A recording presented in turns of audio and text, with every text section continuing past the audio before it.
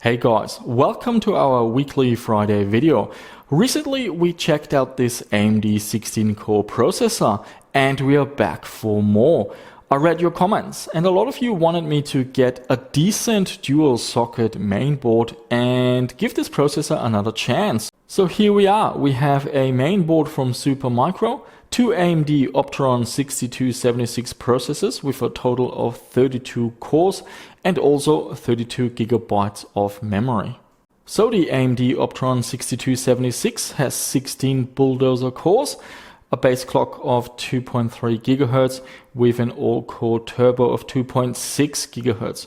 It supports the modern CPU instructions for modern games. It has a DDR3 1600 MHz memory controller, and back in the day you had to pay $788 for one of these processors. The processors were quite cheap, 40 Australian dollars, which converts to around $28. The mainboard cost me quite a bit more, and this one is from Supermicro, the H8 DGIF. So using a dual socket mainboard is definitely new to the channel. This mainboard is eATX, so it's quite a bit larger. It does fit on the test bench, but it does overhang a little bit, and we can see both CPU sockets here. This time we do get the CPU coolers, which was nice. I did go into the BIOS, however, and cranked up the fan speed. They were running at around 5000 RPM. There are a total of 16 RAM slots, and I checked the manual to make sure what the best configuration is to get all the memory channels working, and that is by installing 4 modules with each of these CPUs, and there's a BIOS screen that confirms all the nodes and all the channels that everything is working as it should. We do have a lot of panel connectors here, and similar to the mainboard that we used in the recent video, it's all a bit legacy, so we're getting USB 2 and no USB 3, and even the SATA ports are only SATA 2 and not SATA 3, so we're not getting full storage performance. The mainboard doesn't come with a sound card, so usually the mainboards we work with have an onboard Realtek sound chip or something like that, which I use to capture the audio, but for this video I had to use a dedicated sound card. It's a PCI Express Sound Blaster, and that worked fine for capturing the audio from all the games. And also, just like in the recent project, we couldn't boot the system with the RX 5700, so not supported. So I went back to using the RX 580 with 8 gigabytes of VRAM. So in some games, we might be a little bit limited by the GPU, but this is unfortunately the most powerful video card I have that works with this platform. A while ago, Thermaltake sent us 2 power supplies to use with our projects. So the 1050 watt PSU came in handy.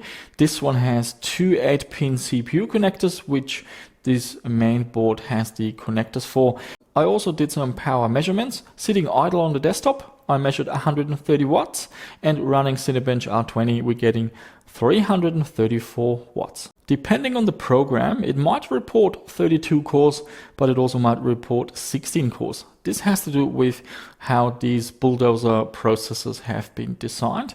They use what's called modules, and some of the resources are shared. And there was actually a lawsuit that AMD shouldn't have counted the cores the way they did. So it depends. In CPU-Z, for example, it will show 32 cores. But if you run Cinebench, it will only show 16 cores and 32 threads. Let's have a look at some Cinebench results. In R15, we're getting a score of 1349, and in R20, we're getting 2691. I also ran the latest version of the CPU-Z benchmark. We're getting a multi-thread core of 3427 and a single thread performance score of 173. And also ran Firestrike, we're getting 6969 with a physics score of 10323 and a graphics score of 11226. And now we're going to have a look at some games. Let's start with the Outer Worlds, running at 1080p with high details, and most of the time we're seeing around 60 FPS. So that's definitely a good start. It would be nice to get a bit better performance, to have a bit of an overhead for more demanding scenes, but yeah, this is a game that seems to be running fairly well. Let's move on to Rage 2. also high details at 1080p. And once again, we're getting around 60 FPS, but sometimes it will drop below. So this is one of the weaknesses of this processor, the rather low all-core turbo clock speed. There's not much that can be done.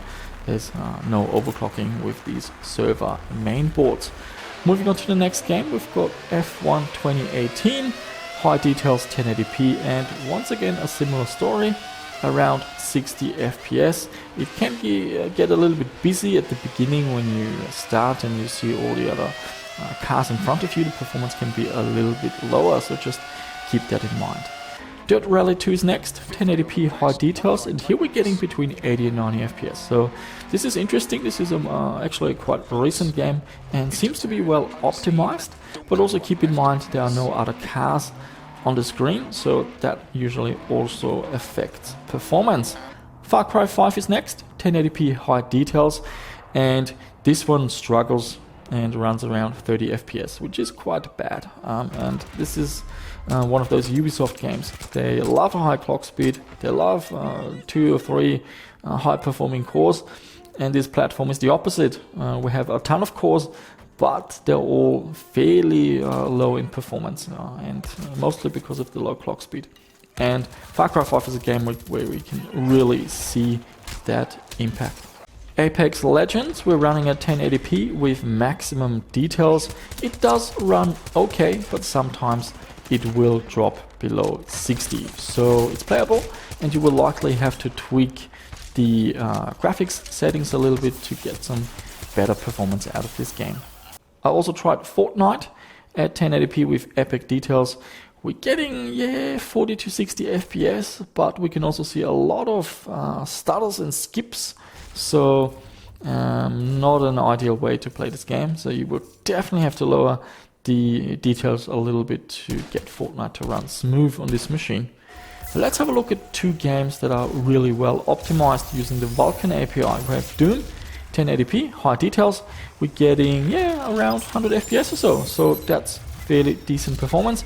And the same thing with Strange Brigade, 1080p high details, around 90 FPS. So these 2 games are a showcase for the Vulkan API and what can be done if you're using an API that has low overhead, and you're also thinking a little bit about optimization and making sure your games are optimized for weaker processors. Next, I've been asked to test War Thunder. This is at 1080p with maximum details, the built-in tank benchmark. We're getting a score of 57 FPS. And also Shadow of the Tomb Raider, 1080p, high details. It does run fairly well.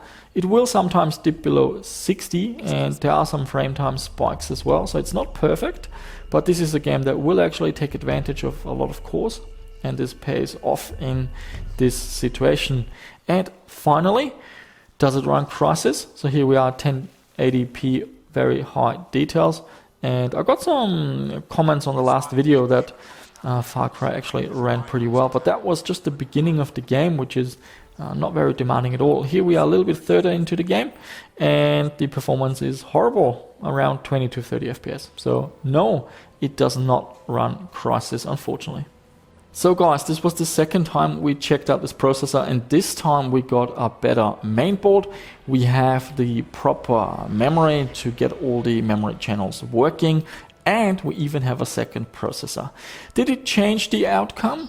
Not really. The performance is just as average or bad depending on what game you pick. If it's an optimized game using the Vulkan API, it will run on pretty much anything that's out there these days. But anything that is more CPU demanding, especially Ubisoft games and games that like a high clock speed, they will just not run well on this machine. So having these many cores will pay off in games like Shadow of the Tomb Raider, for example, and it will also speed up the benchmarking, like Cinebench, for example. But this platform, despite having so many cores, it can't compete with anything half decent modern like a 3rd gen Ryzen. Will perform much better, not just in games, but also in multi-threaded benchmarks. And this is simply because the clock speed is just so low. A 3rd gen Ryzen runs at 4 GHz, these will run at only 2.3 gigahertz all, no, 2.3 gigahertz all turbo, so not that impressive. And yeah, is this worth getting? Absolutely not. Hopefully you found this video interesting in terms of how games run on such a platform, and I know I will get comments on the fact that this is not a gaming system, it's for a server, and you can use this for other situations, for other scenarios. But yeah, on this channel, it's just what we do. We look at running games on budget and old hardware, and for that purpose, look elsewhere. If you really like this sort of bulldozer pile driver architecture, just get an AMD FX. They run close to and even beyond 4 gigahertz and will perform much better in games. You can get a cheap AM3 Plus mainboard from AliExpress and a 6-core processor like the FX 6300, and it will perform a lot better than this. And if you want 8 cores, go for an FX 8000 CPU, and that's pretty much it. And if you've got a slightly higher budget, get a first generation Ryzen, and the performance will be even better. In that, with that option, you can't take advantage of cheap DDR3 memory, so you have to go for DDR4 memory.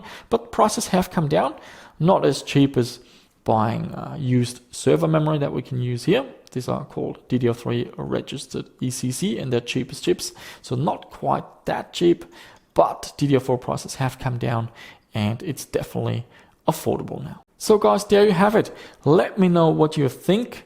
I did my best to give this processor another shot with a decent mainboard and a proper memory configuration. Unfortunately, the outcome hasn't changed a lot. It still struggles with a lot of games, and with many games it's borderline playable, but it's not something I would recommend. And buying such a mainboard, it's definitely not going to be cheap. This was, basically just a one-off to, try something else for the channel, see if you like it, and maybe if you do, maybe that's something we can do more of in the future.